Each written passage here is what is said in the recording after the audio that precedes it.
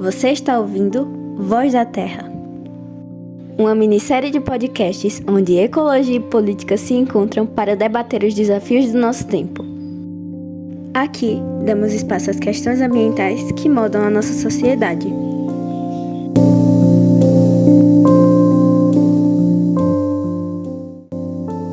Tenho certeza que você já se deparou com propagandas do tipo "recicle para salvar o mundo" ou "a reciclagem é a solução". Mas você sabe o que é reciclagem? Para contextualizar, temos que falar sobre um trio muito importante quando se fala de ecologia política, os 3 R's. O primeiro R é reduzir, ou diminuir o consumo. Você pode começar consumindo conscientemente. Por exemplo, aquela bolsa que você quer comprar, mas você não precisa dela porque você já tem outra. Então, você estaria consumindo demais se comprasse a outra bolsa. O segundo R é reutilizar. Vou te dar um exemplo. Sabe aquele balde que está inútil no seu quintal? Você pode transformar ele em um vaso de plantas. Isso é reutilizar. É transformar uma coisa que está sem utilidade em outra que vai ser útil no seu dia a dia.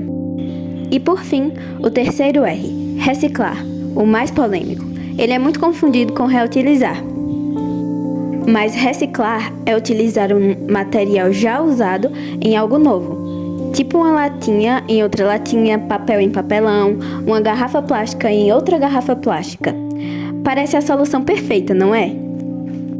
Mas você sabia que o plástico só pode ser reciclado até no máximo 3 vezes? Depois disso, ele se torna totalmente inútil e fica à deriva nos oceanos e por todos os lugares.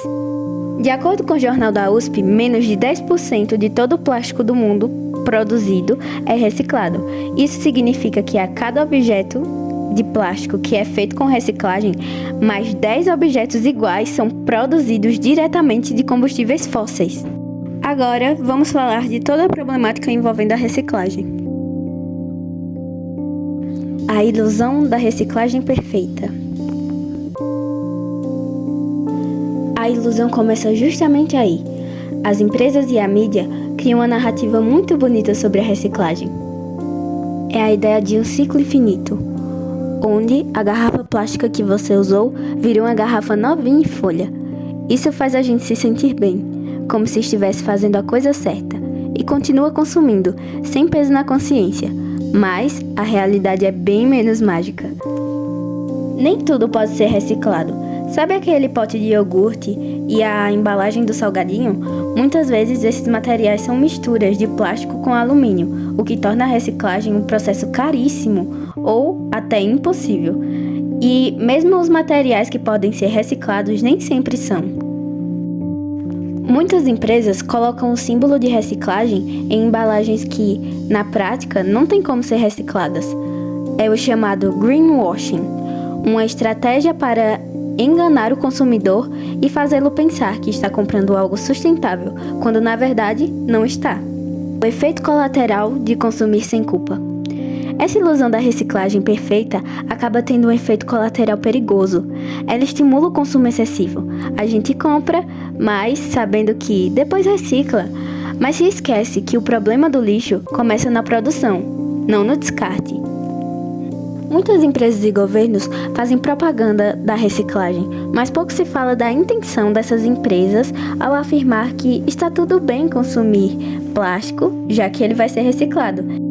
Esse pensamento é reforçado quase que imperceptivelmente na mente da população, o que gera uma falsa sensação de alívio na sociedade, enquanto as empresas aumentam ainda mais a produção de plástico para seu próprio ganho e acúmulo de capital, sem levar em consideração os impactos ambientais que essa prática pode causar.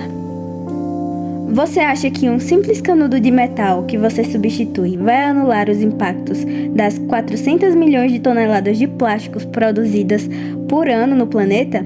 Fica o questionamento. Em quem está o problema? No consumidor ou nas grandes produtoras? Como já entendemos os assuntos de plástico, reciclagem, os 3 R's, iremos agora migrar para outro assunto também muito importante.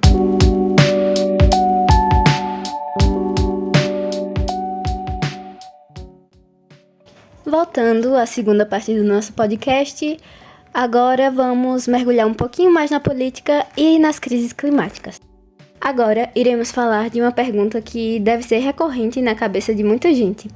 Na crise climática, quem realmente decide o futuro do planeta?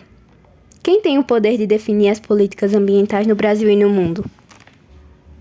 Se você pensa que a resposta é simples e que só o governo manda, pode tirar o cavalinho da chuva. A real é que o poder está espalhado, pulverizado e disputado por muita gente. É como um jogo de xadrez de alta complexidade, onde cada peça tem o seu peso e seus próprios interesses. Vamos desvendar isso.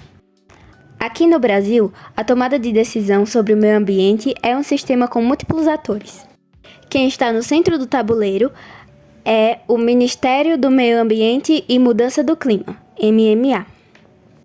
Ele elabora as políticas, mas não está sozinho nessa. Tem um comitê interministerial sobre mudança do clima com mais de 20 ministérios. Tem muitos outros ministérios que também têm um forte poder na questão climática. E também não podemos esquecer de quem tem a grana. O setor privado tem um peso enorme.